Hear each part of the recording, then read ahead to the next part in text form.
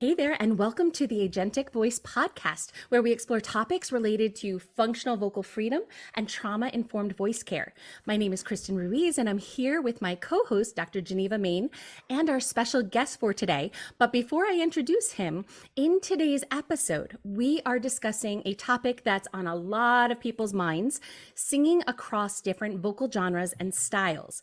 And if you enjoy this episode, don't forget to follow and subscribe to our channels on Instagram, YouTube, and your favorite podcast platform. And spread the word to other singers, teachers, and practitioners, anyone who is passionate about voice. And let us know what you'd love to hear more about. We'll be planning our next season soon, so let us know what's on your mind. Now, it is my privilege and honor to introduce our featured guest for today. Let me tell you about Dr. Brian Gill. Dr. Gill has a DMA and a certificate in vocology. He's a 2011 Van Lorence Fellowship winner, a NATS Master Teacher in 2018. He's a professor of voice and voice pedagogy in the Jacobs School of Music at Indiana University, where he developed a graduate certificate in vocology. Before IU, Dr. Gill was Music Associate Professor and Director of Voice Pedagogy at NYU Steinhardt School and Langone Voice Center. He also designed and implemented this interdisciplinary voice pedagogy program. In addition to a very diverse performing career in the US and abroad, playing bass and singing heavy metal, hard rock, funk, country, jazz, opera, musical theater, and Indian classical music, Dr. Gill has presented for many of the major voice conferences and symposia around the world and has taught voice in 15 countries and over half of the United States.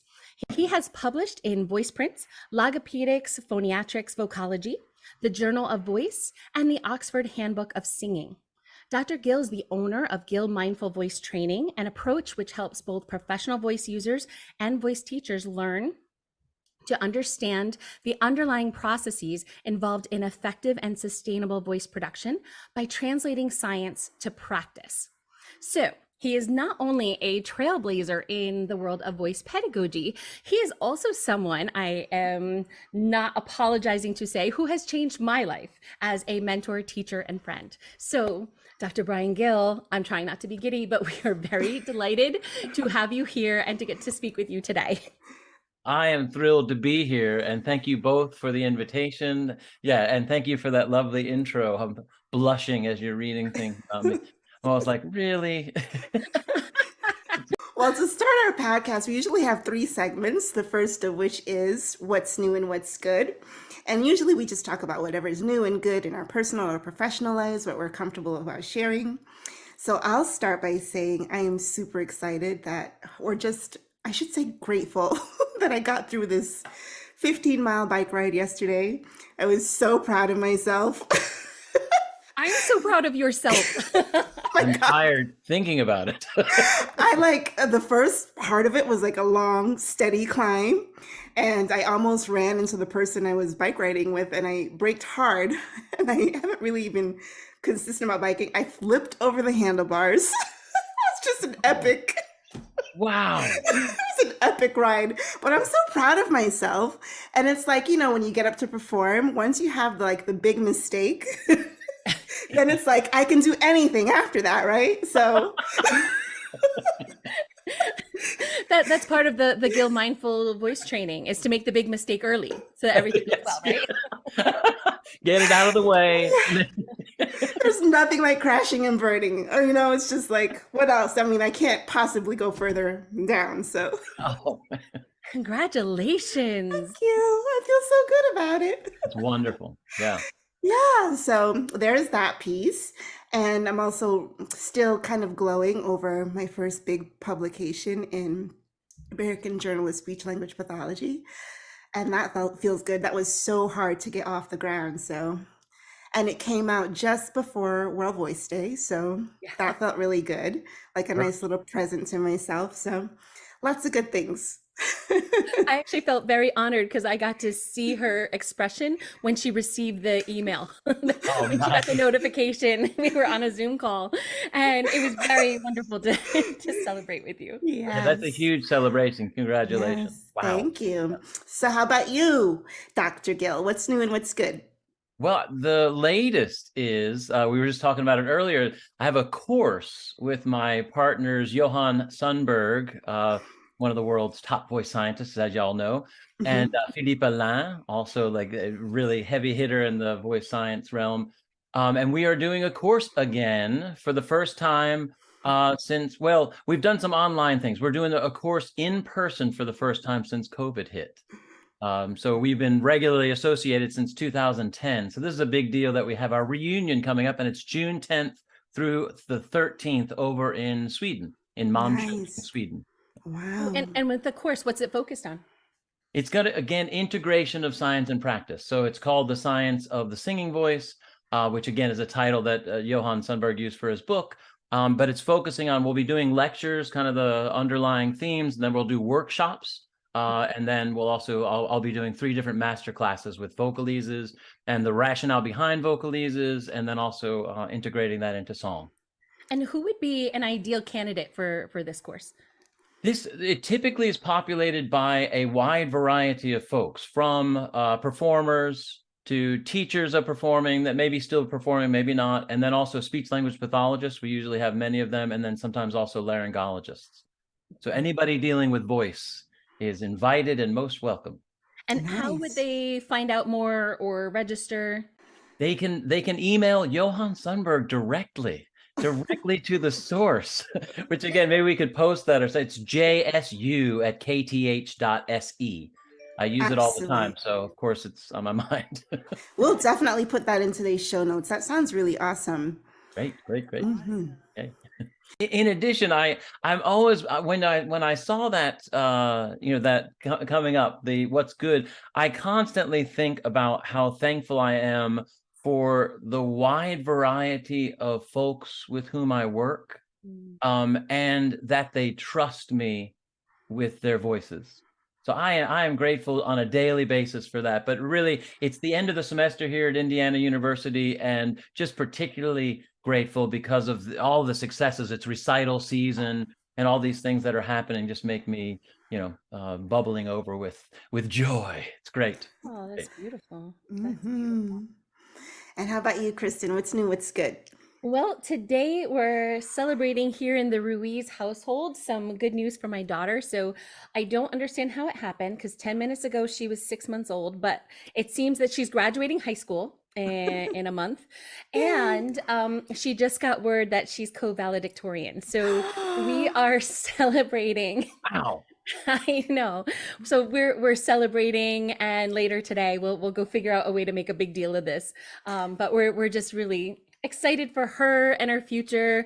I'm working on my own, like letting go of the leash kind of thing. It's a new frontier on my husband's and my side.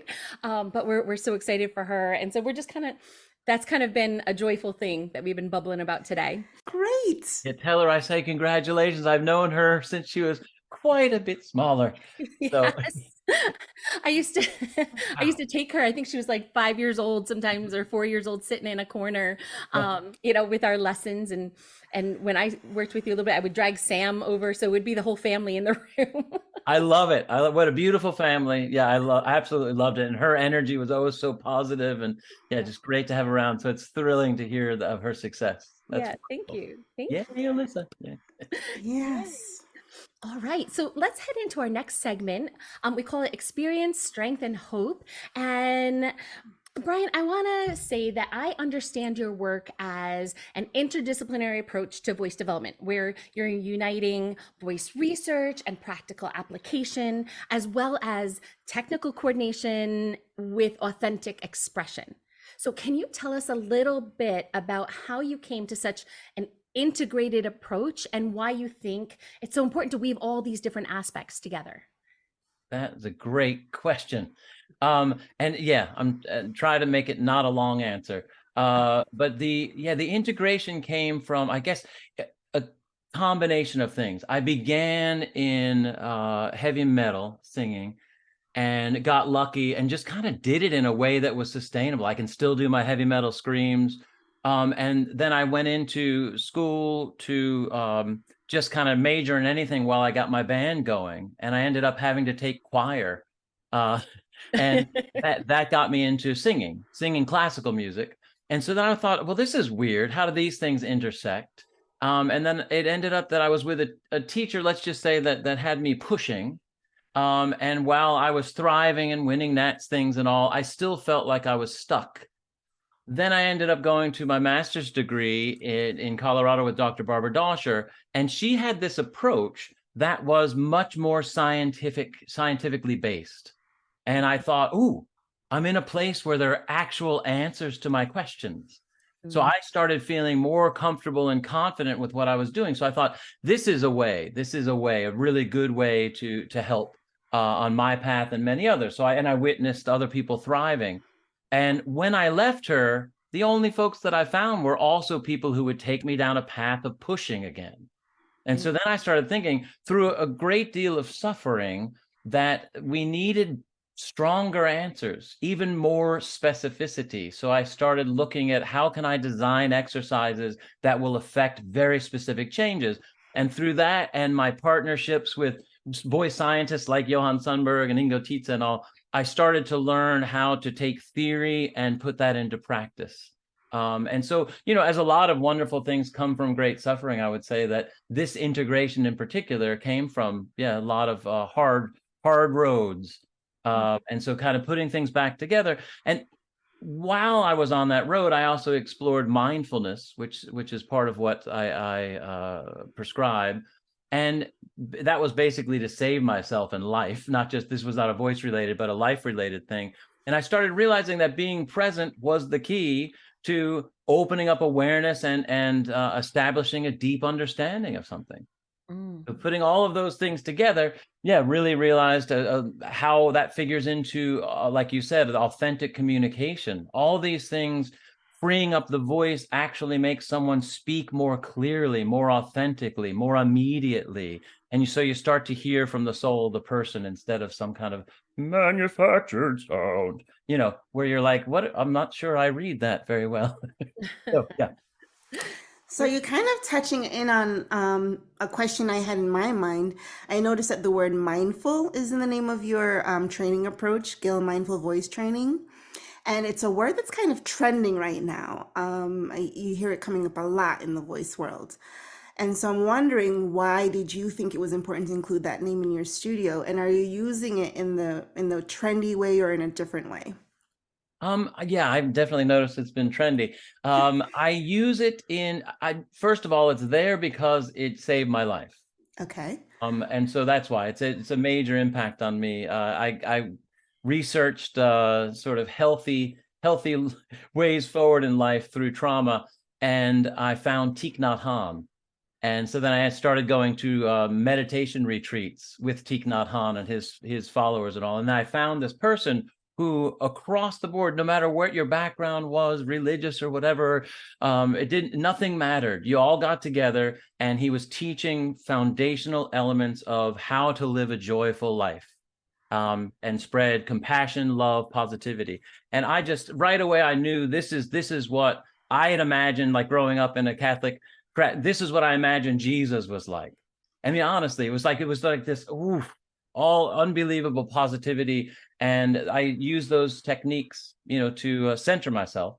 And so then within my practice, what it becomes is awareness. Mindfulness is awareness, and awareness of what you're doing while you're doing it, and taking in the experience without judgment, but in an effort to really practice discernment.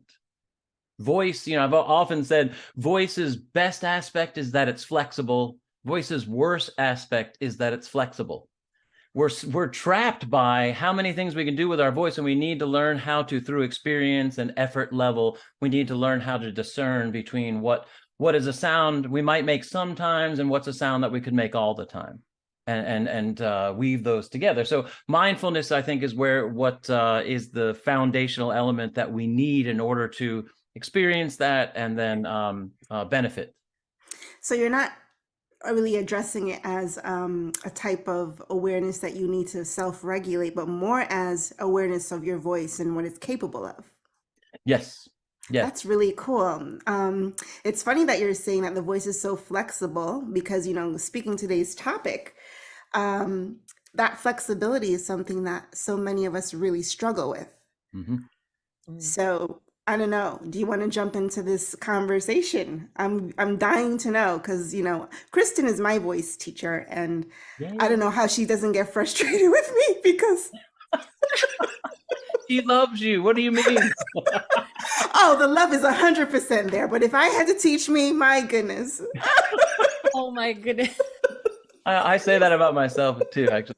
But I mean, I think that I think that the possibilities. Another thing that spurred me on actually on my path is there's a tremendous amount of research out there in music theater and contemporary voice. And one of the issues that I noted on some of the research, it will say all of the participants in this study had some vocal fold abnormality. Mm-hmm. And I went, uh-oh. So then I thought, but I have a lot of students who are doing it and have been doing it for 15, 20 years, some of them, and they don't, or they've circumvented it. So what are they doing? So in a sense, we need more longitudinal studies that really show us what activity at that level is sustainable. And it can't just be anything. It can't just be, we can deliver an aesthetic in so many different ways. We have to figure out for each individual what would be sustainable. And that's a very high degree of variability there as well. So we have to harness it. So Yeah, I think there's a ton of interest in the field regarding, singing across genres. And you mentioned, like musical theater, there's CCM, classical voice, and it seems like there are very like bounded separate camps. And each camp seems to have assumptions about the other camp. But you kind of have an interesting positionality because you work so much across these divides. So what are some of your thoughts on the distinctions between the genres and the different vocalisms? Are they really as vast and wide as some propose? No, I think they can be. I don't think they need to be. So first I'd say, the evolution of that, I think the separation of contemporary styles from opera was a necessity at the time, because there's a bit of a condescension that comes from the opera world, and I'm in it. I'm in, one of the top opera schools in our country. And there's a condescension towards popular styles, which is born of kind of an ignorance for what that style actually entails, right? But it could entail some really bad things, that do lead to injury, but so can opera. And I would say right now there's a bit of an equal playing ground. Everywhere I go in the world now, when I'm doing my talks, I say we are solidly in the era of pressed phonation. We are trapped in a place where people are pressing on their voice regardless of genre. And I think we as a community need to become more aware of that and also speak the truth and try and find a way forward that actually meets the needs of everybody. Because from what I've found, you can deliver any aesthetic with a sustainable vocal production. You do not need to, scream or rough up your voice in order to do any genre. So I would say we have to, again, find out what's the least amount we need in terms of energy from the vocal folds that can deliver the genre. I'll say, what is just enough? Don't go past that level. I always quote Leontine Price.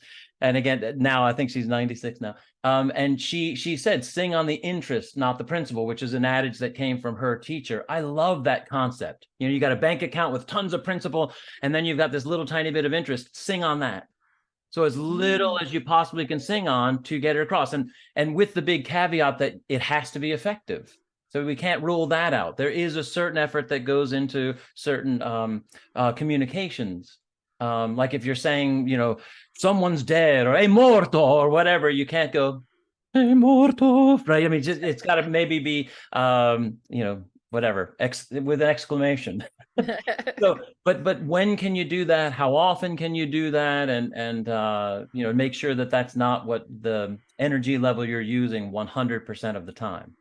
So, Yeah, when it comes to some of the distinctions between the different things, sometimes we've heard it said that, in contemporary CCM, that you don't use any breath. And in singing, in classical singing, it's going to use a ton, or the larynx is always low or the larynx is always high, depending on which genre you're in. Like, what do you think about some of these, broad stroke comments like that? I think they're unfortunate. I think they're true. I do think that there have been people measured who do the aesthetic, the way people expect the aesthetic to be, that are singing with a low flow. I don't think they should be. And I think that you would get this. And I've shown a lot of folks over the years how to do it, like people who are respected in the community. They deliver it. And I have this very nerdy flow mask, which you've seen, where you can see a flow pulse and you can see how high or low it is. So you know how much air is coming through every time the vocal folds vibrate. And you can get them to do the exact same aesthetic with a higher flow, which means the vocal folds have gone into a less hyperadducted position. And then they go, oh, that's a lot easier. And you're like, yeah, and it's still the right output. That's, I think, what we need to be looking into. The higher larynx, same thing. Yes, you could produce a sound with a higher larynx. I mean, you could, absolutely. Do you need to? No. You can make those acoustic changes by adjusting your embouchure and have the same kind of change in brightness or, in timbre. So yes, you could do it, but that's what I mean by the flexibility of the voice being a negative thing, is you could do so many different things, but is it sustainable? And the trickiest part of that topic is that sometimes you won't realize whether it's sustainable for 10 to 15 years in some cases, but no one wants to lose their voice. We all want to sing as long as we're alive. And so we really need to be thinking about that and what is going to bring us into our later years. And then we still get to use our cathartic singing to keep us moving along.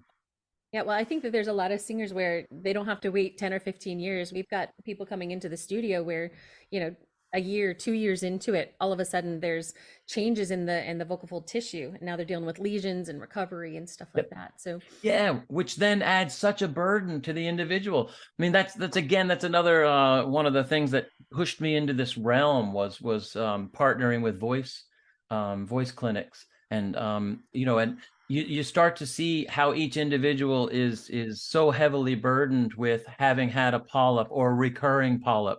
I had one woman came to me and she was going to go in for her 4th operation of a polyp. And they finally said, you need to go seek out someone else. And we have this person that we'd like you to go see. She is now years and years beyond that. Mm-hmm. And she had to change her approach to singing. And that was hard because her mentor was like a family, quote unquote, was her other family, acquired family. And they were very, very close, lots of love between them. But it was someone having, with the best of intentions, having her do something that was causing a polyp to recur over and over again. And we got her to flow phonation and good resonance awareness. And then now no more polyp. Yeah, let's recognize for a minute how hard that is. When you have a relationship with someone that you've been working with forever, but you realize in order for you to go for the life that you want for yourself and the voice that you want for yourself, you have to cut that and go to someone else. Talk about difficult, Let's kind of just acknowledge that for a second. I was thinking the same thing in terms of like the layers. Like anytime we're talking about voice, there's the physical instrument, there's the emotional, psychological component, but there's also, patterns that we've had for years, and then you add that social relational component. A lot of times when we things don't tear on the seam, it's really when we have to advocate for our voice, there are some interesting layers that have to be grappled with. Yeah, for sure. And it's super heavy because you're dealing with, it's an instrument, but it's part of the human being, so it's majorly a complicated topic, like as you're saying. So yeah, it is. And to reverse it, that's why I love the concept in vocology of habilitation. Yes. Right? Sort of gaining a coordination that will decrease the likelihood of injury. That's a key thing, to front load with that, as opposed to needing rehabilitation, because that's a longer road and a much scarier road that has psychological, emotional scarring that comes along with it. So I love that. That's a great soundbite. And I'm going to set you up for another great one, I think. So you talked about a couple of tricky things. So I've been thinking, what do you think? Well, I'm thinking of this story of this woman in my church who she came to do a performance. She was very, beautiful classical singer, but she was doing like a mixed performance, going into a contemporary style in the same performance while doing a Negro spiritual. And she completely fell apart, which was rough. But, the safest place to do that kind of thing is probably in a church, right? Yes. Especially if it's not your church. You're never going to go there again. But so the question is, what do you think is the biggest thing that sets people up for, a fail when they're singing between styles within the same song? Yeah, again, I think it's having those wide, like two separate concepts. If they're really far, if they're not really thinking of voice as an instrument, and the minor changes that come along with these genre changes, then they're set up for failure. So I think they have to be more closely related, and they can be. And part of that is having an awareness of these styles. I think a lot of folks may be set up for failure just because they don't know the genre very well. So in a sense, they might feel like a poser, so to speak, and that puts a little bit of fear in there and doubt. And so then they feel like they have to push harder to make that style come out, like rock and everything, And so I always tell my students, I say, if you're going to invest in other genres, your first investment is listening. Listen to the best in each genre. You'll notice that there's huge variety between the best of the best. They don't all do the same thing. They don't all sound the same. And then listen to the prosody, listen to how the person uses their voice, because that's really what makes us think of the genre. Where is their straight tone? Where is their, particular tunings? How, and once you're aware of that, it starts to come out much more naturally. And you can think of big ballpark things like flow awareness and resonance awareness. And all of a sudden the style's there. So I think people need to do their homework in that level. But yeah, when you have to switch up, if your concepts of different styles are wide apart, then that sets you up for failure. So when you're doing a genre study, you talked about prosody, resonance awareness, flow awareness. I would imagine embouchure, Yes. So people should be aware of all of these things when they're thinking of a specific genre. And if they're going to switch between genres to make those minor changes, that's your message? Am I getting that? Look at the articulatory changes that can bring about a change in perceived genre. And they are just simply how you round your lips or how you don't round your lips or how you spread your lips. Though that kind of tuning, if you will, or changes in resistance really governs subtle changes at the level of the vocal folds. So the more rounded we are, it encourages less contact at the level of the vocal folds. The more wide we are, encourages a bit more contact at the level of the vocal folds. And so just governing that way, instead of thinking, hey, I was singing this easy, caro mio ben, and then I'm switching now to I'm going to belt, then you got to go and push. Just think about your shaping change. It's just you might change shape a little bit and see what happens. Leave it as easy, but just change the shape. And it's mindfulness over the time. Once you learn those aspects, it's not an instantaneous thing, but mindfulness over time, doing those will all of a sudden evolve into a really competent and effective and sustainable version in any style. It's hard to talk about singing across styles without touching on registration a little bit. And it seems like there's a lot of registration confusion. So can you speak a little bit about some of the maybe the misconceptions that singers and even voice teachers might have, or that you've experienced in working with other people about maybe the, head voice versus mix versus belt. Can you speak a little bit to that? Well, first of all, when I hear register, I think everyone should register to vote and be part of our community. But that's not what we're talking about here. Anyway, yeah, I think that there are many misconceptions and they are aesthetically driven. So, for instance, that's a mix, not a belt. That's everybody's favorite bomb to drop on someone. And really what they mean is the sound you're making is not the sound I want to hear. but then it puts somebody down a path where they're going to work a lot harder in order to get that big bad belt out. And that's not what they need to do. So we as assessors of voice need to become more precise with the language we use. I would say in my assessment of these registers, which is based on aspects that have been measured, so that we can go to Nerdville for this, everyone is mixing all the time, because for me, you're mixing elements that are inherent in different vocal fold postures. So for instance, if you're in head voice, you have less resistance at the level of the vocal folds and a thinner vocal fold configuration, right? So you have a vibration that will be less resistive, which means you'll have more airflow. So I call it light mechanism, you call it head voice, whatever. And the reason it's called head voice is it has a sensation that everything's living up higher in the head, right? So it's got a higher flow.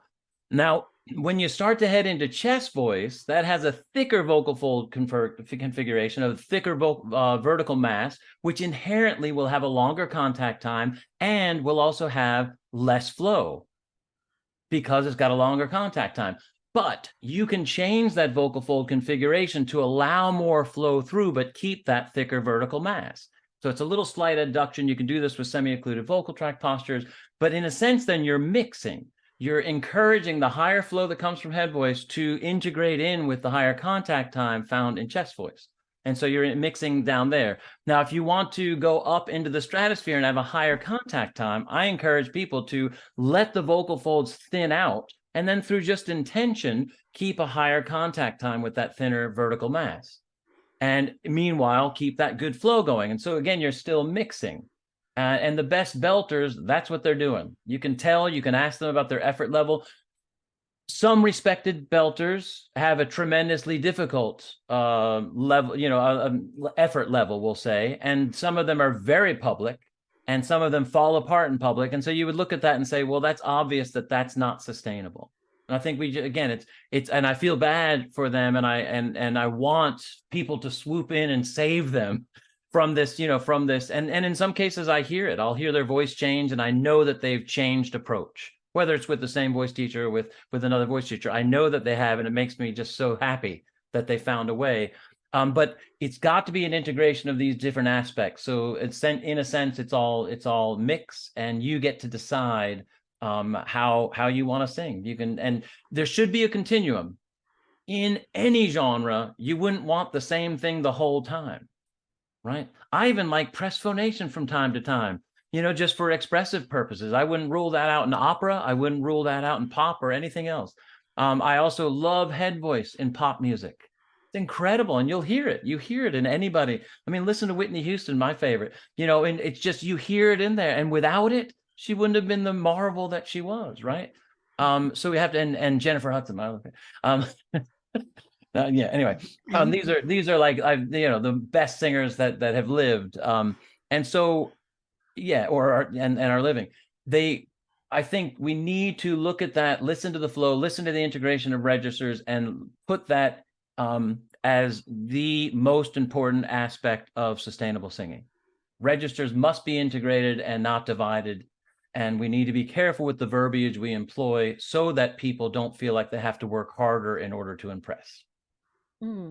I think you're making me think about voice types, because I would imagine what, say Jennifer Hudson does for a belt versus Ariana Grande does for a belt might not be the exact same maneuvering, right?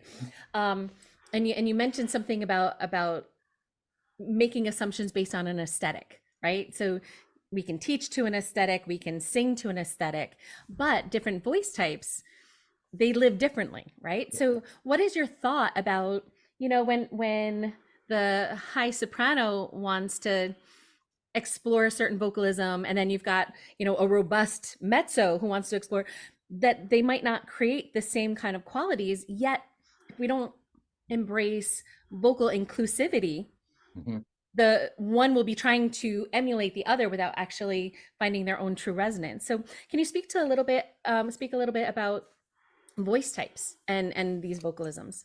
Yeah, I mean, I think that's a great topic, and I think that's ignored a lot. It's ignored in writing too, in music theater. It's like, oh, well, mezzo or soprano, whatever. Voice types are a real thing, and they do, while some folks, there are outliers for sure that transcend certain boundaries, and great, let them. I'm ready for the next person who can defy, some of these things. But voice type comes from length and thickness of vocal folds, as well as the vocal tract length. And when we're dealing with thickness of vocal folds and we're dealing with padding from these impact forces, right? We have to honor that. How much can a thinner vocal fold layer handle higher impacts? And the answer is less than a thicker vocal fold. And then we also have to consider the presence of hyaluronic acid. We've known that now for, I guess, somewhere around late 90s, early 2000, that's a padding, and that's often more found in born male than born female. You will have in the most superficial layer, you'll have more hyaluronic acid, which is what we have in eyeballs and all of our joints, which pad and protect the vocal folds. It's not been found in the superficial layer as much in born female. I think that's something we have to think about, which we also have to consider when we're dealing with transgender voice as well. We have to think we don't know yet what hormones will do. And so we need to really be careful with sounds that we work with as we're helping these individuals thrive. Yeah.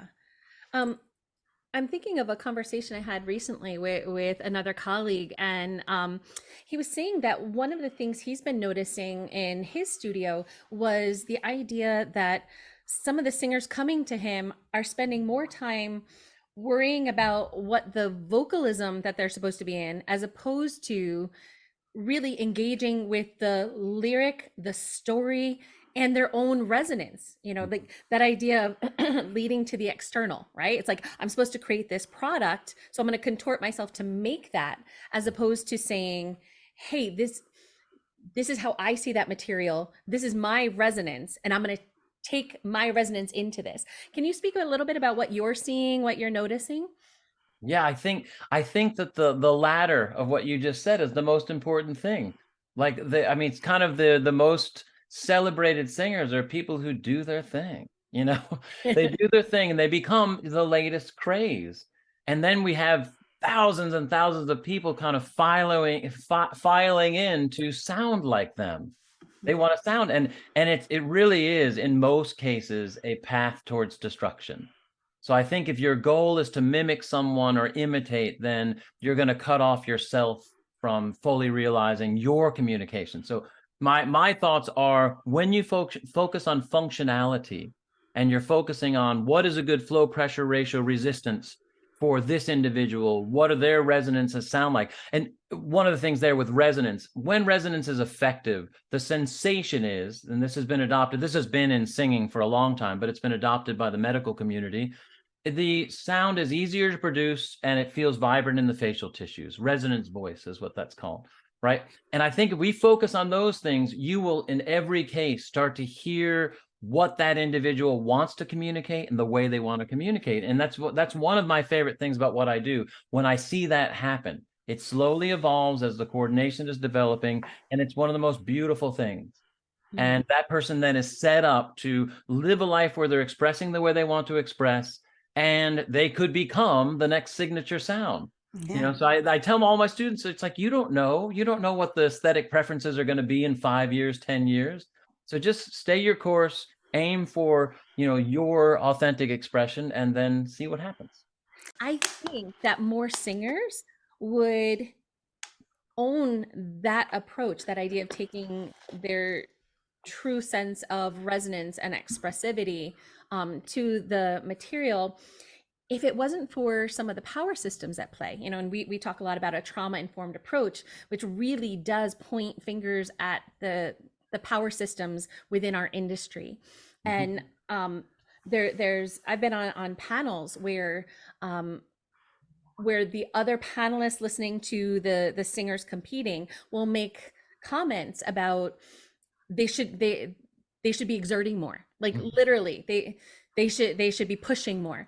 Yep. And so what I want to ask you is, what do you want to say to those who are in power, whether it's the voice teacher, the directors, the people who, the gatekeepers the panelists who get to choose who wins that competition.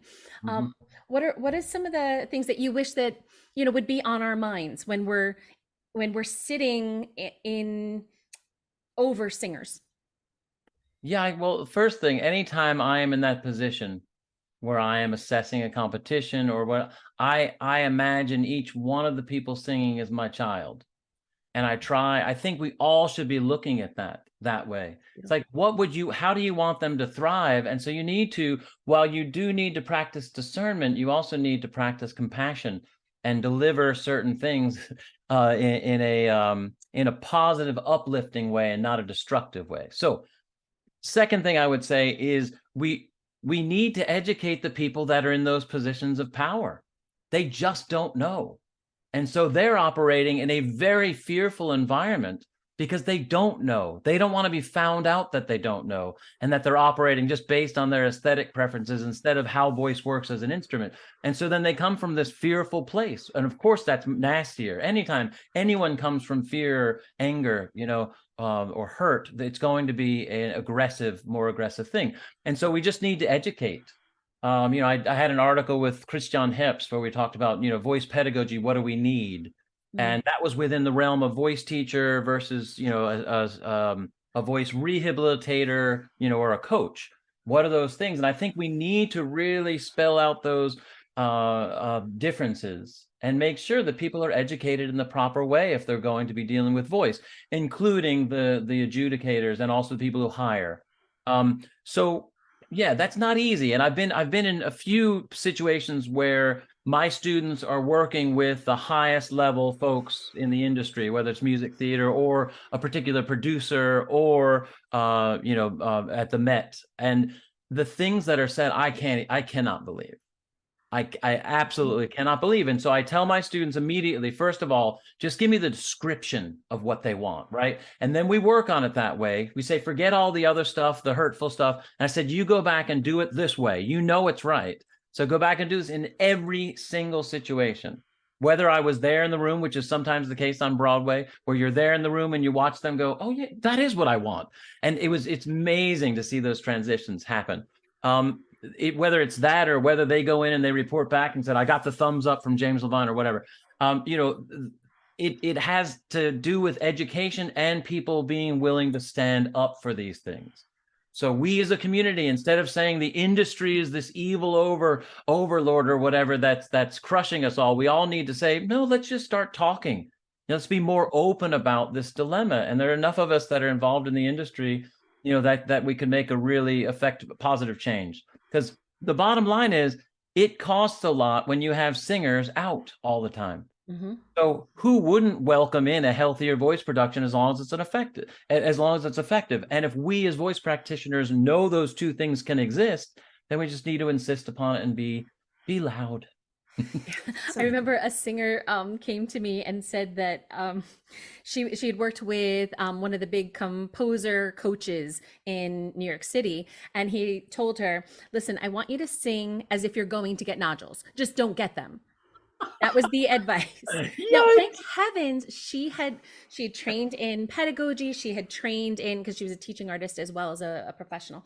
So she had knowledge and she knew her voice. And we worked together to help find another way, a healthier way to create the aesthetic that didn't actually put her on the road to nodules. That's the advice, So I think that advocating for yourself and scaling your own knowledge of your instrument and how it all works, I think that's really important. It reminds me of one of my more contemporary artists, pop artists. It was kind of folk, almost Joni Mitchell-like. So if you imagine, great poet. And it was very young at the time when this happened.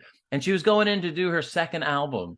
And the producer said, I really think that you need more of like a Janis Joplin vibe. I was like, a 22-year-old that sings really kind of pure, beautiful poetry and none of that roughness. That's not part of who she is or how she wanted to communicate. And being asked a little more Janis Joplin, which I love Janis Joplin, but a lot of that roughness comes from, some pretty intense voice use and other substance use, Right. and again, that's just, yeah. So why would you say something like that? Wow. and sing like you're going to get nodules. Wow. Just don't get them. Just don't get them. Just don't get them. So this is a really cool conversation, and I'm just loving having the opportunity to just listen to you talk so fluently about these topics. One of the things that you said about singing what you want to sing and the way you want to sing it is our literal definition of agency, vocal agency. So now moving into our final segment, agentic practices, we love to feature a practice that facilitates agency or freedom for voices. You were speaking a little bit about having people have the agency to speak up for themselves. What practice would you like to share with us that you think is a great agentic practice that facilitates vocal freedom or agency for a singer who's put in, that kind of a situation? Yeah, that's a great question. I think the foundation of all of it, I think sometimes people follow the whims of the people in their life and instead of their own intuition. Mhm. And the only way to combat that is with meditation, finding quiet and breathing. So my first practice that comes to mind is doing that, finding quiet, finding stillness, and having whatever mantra you want or no mantra. I mean, it depends on how you want to proceed. And you basically breathe and try and calm your mind down, calm down the wild horses in the mind. And what you're going to find out of that, while it feels like doing nothing, which it's attempting at doing nothing, it's attempting to do next to nothing, you'll start to have intuition and your inner voice will really start guiding you towards what you want to do. And I think that's what really starts to get you towards autonomy, right? And agency. So that's the first step. Beyond that, if getting a deep knowledge, I mean, and let me know if I'm answering your question. But beyond that is you really have to seek out really strong, solidly based answers for what you're wanting to do. So, right. So I would say that we have to be careful. There's so many people out there that teach voice, but if you're looking to do something very specific with your voice and you're really hoping to do it for your whole life, you really need to go to a voice builder. So someone who knows the instrument on a very deep level, knows what's happening, how to have specific exercises. That's another practice. I mean, I think that's an agentic practice. Having very specific vocal eases that will elicit proper velopharyngeal opening, proper breath pressure resistance ratios, right? Resonance awareness, all kinds of things. You have to have specificity. You can't just do a random lip trill and expect that to be fruitful. You need to do it in a certain way that's going to get you to the highest level. So one of the practices would be seek out experts that can help you. I think that is so valuable. Both of the things that you said were so valuable. And, the first being so simple, just taking a breath, and making that time for meditation and self-awareness. It's one of the easiest things to do, yet it's one of the most difficult, because not only are our voices more pressed, but we ourselves are literally more pressed, in running to and fro and this kind of thing. So yes, taking the time to breathe, it engages the relaxation response. It helps us to calm. It helps us to build the self-awareness of what's going on in our hearts and our minds with our voices. Completely agree with that 100%. And then having experts. Can I tell you, I mean, I've been working with Kristen for several years now. And pretty early on into our just working together, Kristen knew I was sick before I knew I was sick. And I wasn't sick in the way of, having a cold, or, a flu or anything like that. I had clots in my lungs. And she heard it in my voice. Wow. She heard it, didn't know what was going on, because who's walking around with clots in their lungs, Yeah. But Yeah. I was apparently for months. I was walking around with clots in my lungs for months and did not know until I finally went to the doctor. But she heard it because she just has this wickedly good ear. Good ear.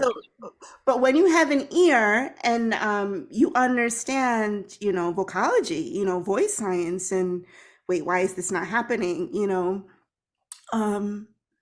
Then you're in good hands, I just, 100% agree with everything that you just said. Beautiful. And Hands actually, down. if I could speak really quick to, it's interesting that there's a connection here with the three of us. Brian, you had mentioned, it's important to seek out expertise.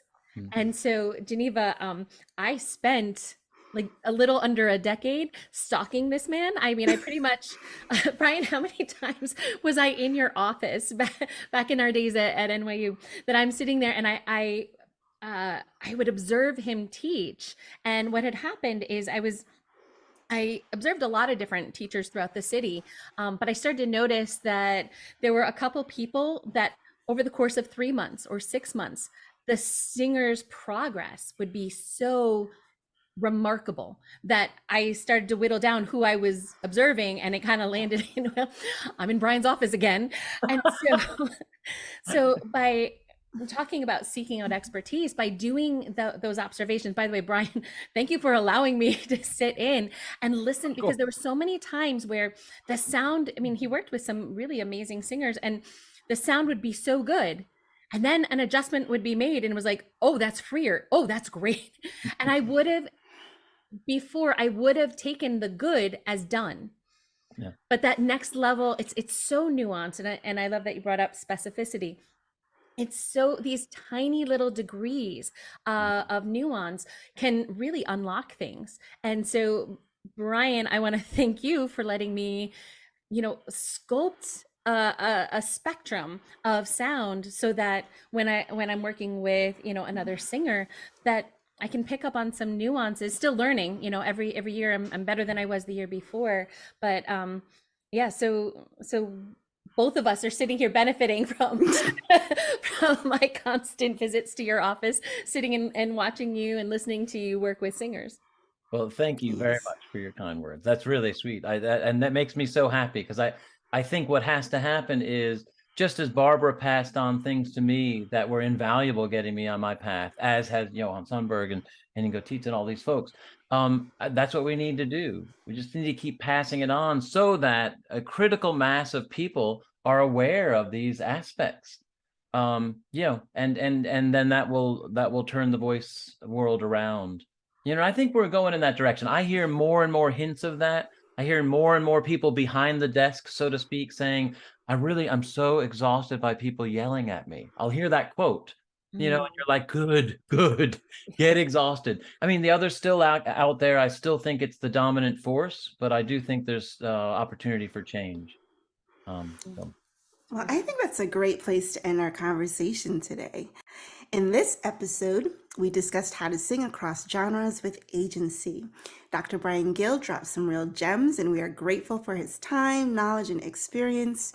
If you enjoyed today's content, please don't forget to like and subscribe to the Agentic Voice Podcast on your favorite podcast platform. We would also appreciate a positive review. Your engagement helps our podcast to grow. Until next time, take care.